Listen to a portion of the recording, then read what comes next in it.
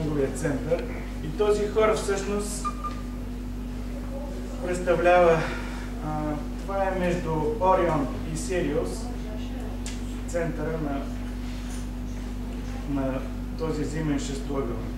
Именно към този зимен шестоъгълник са насочени и почти голяма част от така наречените монументи, огромни, освен пирамидите и различни други строежи, дошли от древността. Какво друго искам да кажа, свързано директно между Египет и между България? Ами първо трябва да кажем, ето тук, ето отново Варненския цар, ето вижте, това е жезълът на Варненския цар. А това не съм го увеличил, но това е така нареченият анх, който държи владетеля. Този анх е същият, само че като му сложите, само че дръжката е. Това го различава. А едно към едно този анх се вижда и в пещерата Магурата. И той предхожда с хилядолетия, този анх или символ на живота. Говори се, че тези скални надписи и рисунки са около поне 10 000 години преди на новата ера. Но искам още нещо да ви кажа, каквото е важно за книгата. В книгата се откриват три основни теми. Едното е фараоните, знатното съсловие, другото е живота, т.е. смъртта и обезсмъртяването на тези фараони и тези владетели. Това са три основни теми. Няколко думи за тях. Къде е връзката? Още малко ще подчертая. Сега фараоните, един от най-известните фараони, който напоследък му беше намерен в ДНК, но беше изследван, става дума за Тутанхамон. Изчислиха, че той води произхода си от Кавказ, ДНК-то му и не бил така съвсем, бил европеиден и като че ли се позамълчава повечето, толкова съобщи са тези неща и стана много любопитно. Обаче тези, които се занимават с древна българска история, че знаят, че древните българи се принадлежат към средиземноморската раса и по-точно към кавказската култура. От Кавказ винаги е било един от центровете на древните българи.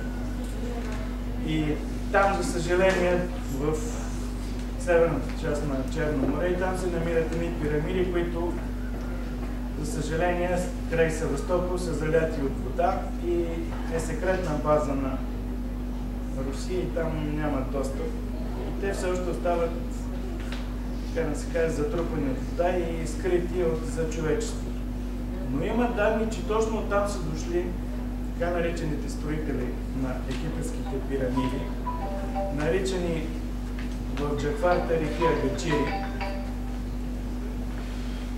А това агачири, името Аги е много древно и винаги е свързано с другите думи, като Кушан, Ария, свързани с пътя на древните българи.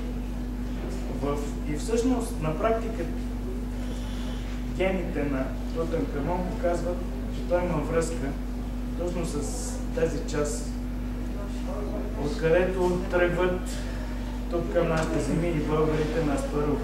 Те се наричат още Буржани. А в Египет, в Горен Египет, има един храм, както нареченият храм на Ефу. Там се говори малко под сурдинка. Той е строен по времето на македонската династия на Птоломеите. Това са последната династия в Египет, която владее около 300 години в Египет и от около 305 до година преди новата ера, до 300 година преди новата ера, като последния владетел от тази династия е известната фараонка, царица Клеопатра. 300 година прекърсва всъщност цивилизацията на фараоните в поречието на Нил. Сега каква е връзката? Ами връзката е следната, че освен строежът, значи този строеж на храма започва династията на Птоломеите. И те издигат и започват този храм и го строят близо около 100 години, че повече. Но този храм прави връзка с цялата древна история на Египет. Птоломеите винаги са се чувствали, като говорим за македонци, разбирате аз какво имам предвид. Македонците са така трудно свързани с българи, колкото те да се опитват други да говорят по друг начин. И за съжаление тези неща, които избояха в Македония, само една скоба отварям, част от тях са наистина свързана с историята, но тя е свързана с историята на България, защото Македония е част от България. Тракия, Мизия и Македония и днес формират съвременна България. Сега, и този храм на Едфу, там където говорим за тези буржани, се говори, че всъщност те са продължителите на този Шемсу-хор. Шемсу значи последователи на хор. И тези хора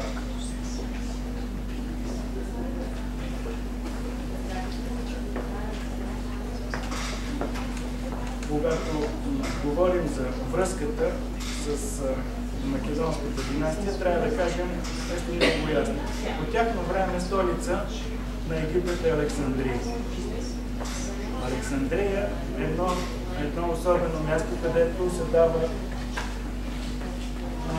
свобода на философията, свобода на мисълта, развитие на изкуствата. Това е последната столица на фараоните.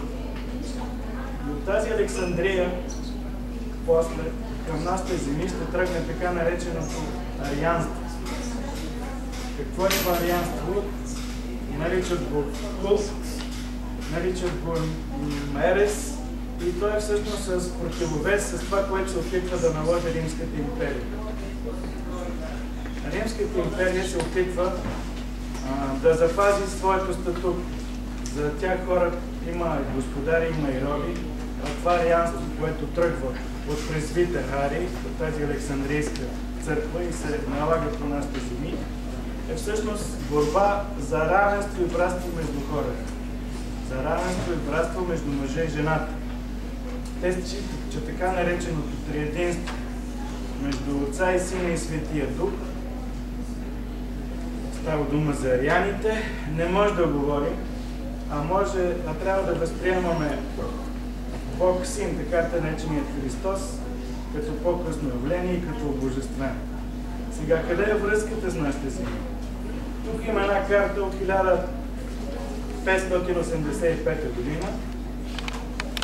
Това е на... Просто може да я пусна, може да я разгледате. Пише Бесика и отдолу пише 4-те хори. Ще я пусна да я разгледате. Бесика, това са териториите около съвременен Асеновград, около така нареченото светилище Белинташ. Бесиките са големите прорицатели при траките. Но това тетрахорити означава нещо много важно. Това означава, че четиримата хорити, тези, които извършват най-сакралната свещенодействие, церемония в Египет. Тоест, те извършват така нареченото отваряне устата на починалия фараон.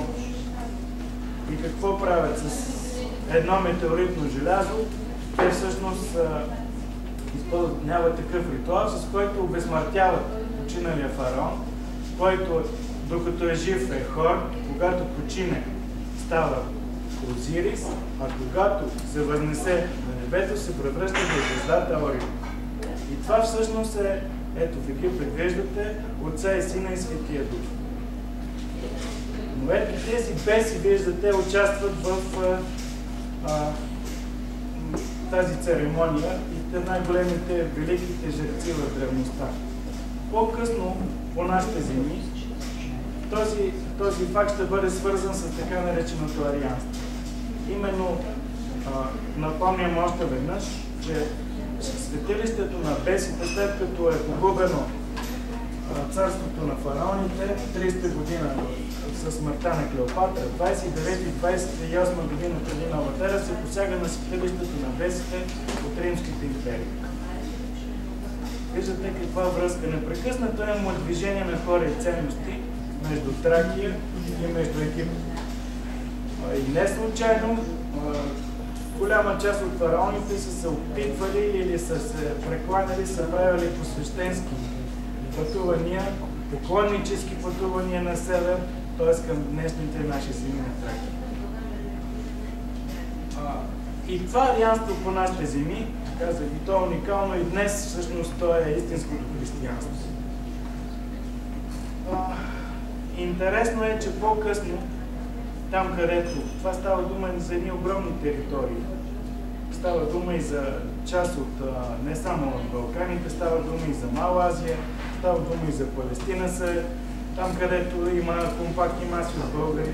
По-късно по техните места ще се предвижат богомилите.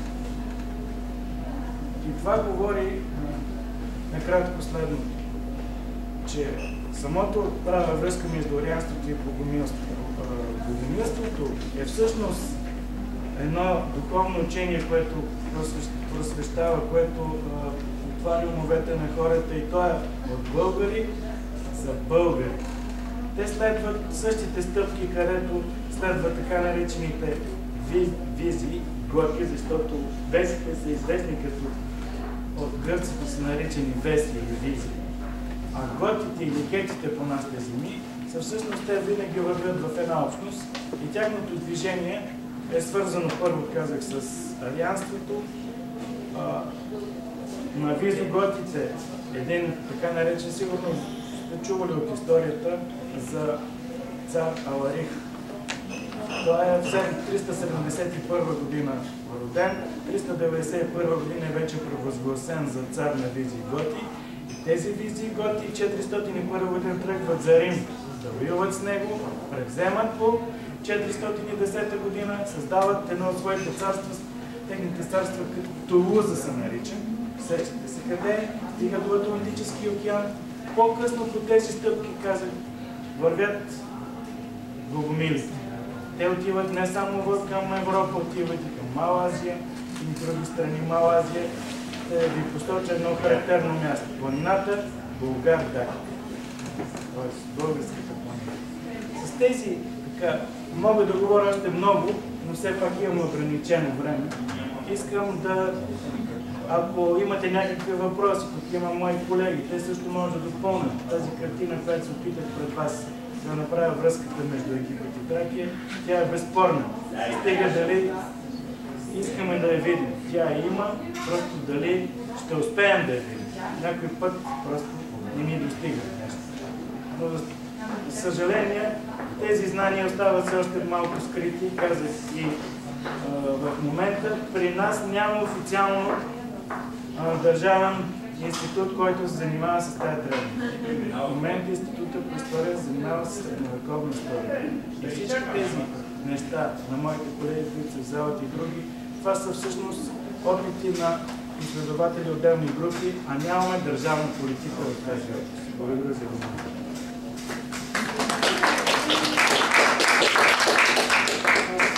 Искам да добавя, в самата книга има литература, която пише препоръчителна литература за тези, които се запознават с книга на мъртвите.